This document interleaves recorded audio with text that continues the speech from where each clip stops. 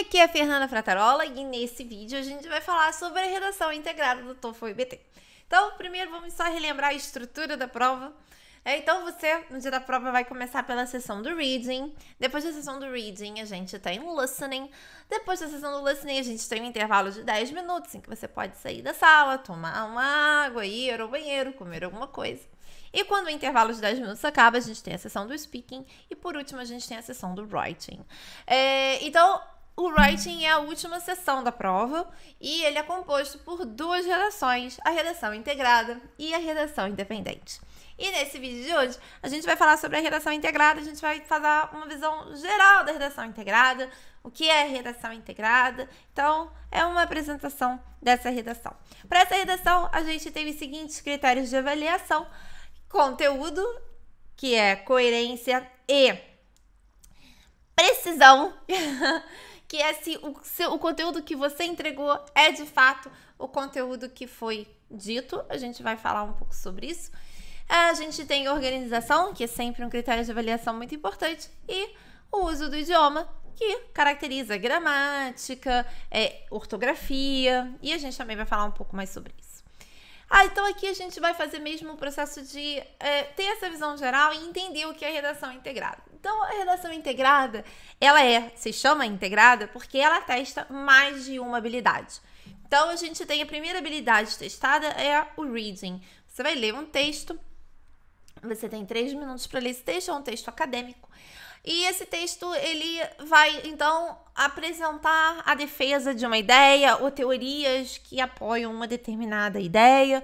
Então, por exemplo, se o professor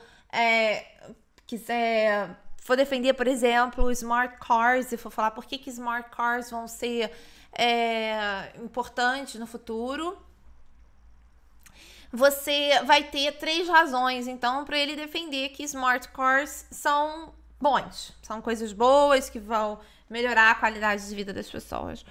E aí, então, esse texto some, né? Você lê os motivos, né? As razões do professor, e isso some do autor, né? Isso some da tela, e aí a gente vai ouvir uma aula também sobre esse tema. E essa aula, ela vai se opor àquilo ali que foi dito. Então, o professor vai falar na aula que smart cars não são, assim, uma vantagem muito grande, e ele vai se opor, né? Ele vai ir contra as razões que foram apresentadas no texto. Então, se, por exemplo, no texto o autor disse que se locomover para o trabalho vai ficar mais fácil porque os smart cars podem dirigir mais perto um ao outro do outro e por isso são mais rápidos ou coisas assim, a gente espera que o professor vai explicar por que ir para o trabalho não necessariamente vai ficar mais rápido e o que pode acontecer, quais são os problemas que podem acontecer aí, essa questão dos carros poderem andar mais perto um do outro, ou a questão do tempo, da velocidade. Então ele vai se opor àquela razão, ele vai explicar por que aquela razão não é bem assim. E aí depois o que a gente vai fazer com isso? A gente vai escrever a nossa redação. Então, a gente vai escrever a nossa redação baseada nessas informações que foram entregues pra gente.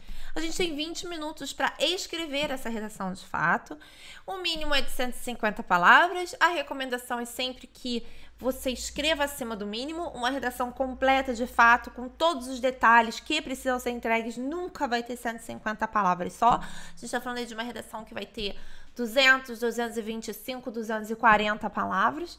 Então, a gente pode trabalhar com esses números em mente.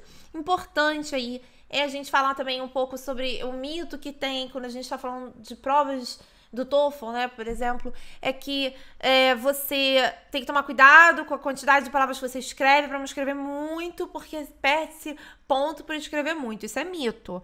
Não existe número máximo, existe número mínimo. Você pode escrever 400 palavras nessa redação, se você tiver conteúdo para entregar. Então, o importante aqui é a gente trabalhar com o mínimo, saber que a gente tem que escrever acima disso e ter em mente que uma redação que de fato entregue os detalhes que são importantes e tem uma boa quantidade de informação vai passar de 200 palavras.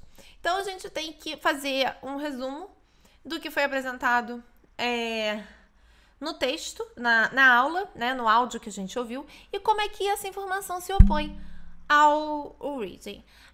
A questão aqui desse fazer um resumo é porque pode ser que não necessariamente você entregue todos os detalhes, mas quanto mais detalhes do áudio a gente entregar, mais alta é a nossa pontuação nessa redação. Então, nosso foco principal aqui é no áudio. Anotar o máximo de informação que o professor entregar durante a aula, o máximo possível. Então, os seus pontos, eles vêm desse conteúdo da aula, então vem do conteúdo do listening, e é por isso que é muito importante praticar essa habilidade bastante. E, então, assim, praticar, escutar áudios em inglês todos os dias, treinar, fazer anotação durante os áudios todos os dias, as anotações são cruciais, então tem que praticar bastante. A gente vai ver, né, a organização dessa redação. A gente tem introdução e os parágrafos de desenvolvimento. Essa redação, ela é um espelho do texto. Então, se o texto tem 4 parágrafos, a sua redação também vai ter 4 parágrafos. E os parágrafos são exatamente equivalentes, né? Então, introdução. Aí, a primeira razão que o autor defendeu,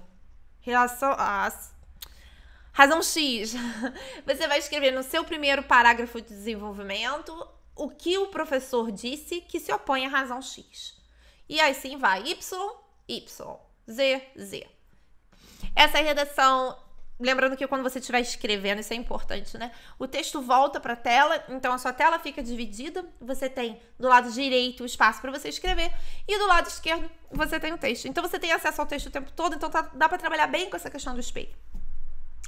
Essa redação não tem conclusão, porque ela não é uma redação baseada na sua opinião. A gente não dá a nossa opinião de forma alguma nessa redação. Tem que tomar muito cuidado para não escrever um conteúdo que não foi dito, mas que você achou que ficou implícito. Então, a gente tem que tomar cuidado com isso. O foco dessa redação é repetir conteúdo. Essa é uma redação de repetição de conteúdo. Então, importante a gente ter isso em mente, por isso não tem conclusão. Essa redação, as redações do TOEFL não precisam de título, então também não precisa se preocupar com isso. Faz aí produzir o nosso texto ainda mais fácil. É isso aí. Qualquer dúvida que você tenha, é só deixar aqui nos comentários. Não se esqueça de deixar um like caso você tenha gostado desse vídeo e se inscrever no meu canal. É isso aí. Um abraço e até a próxima.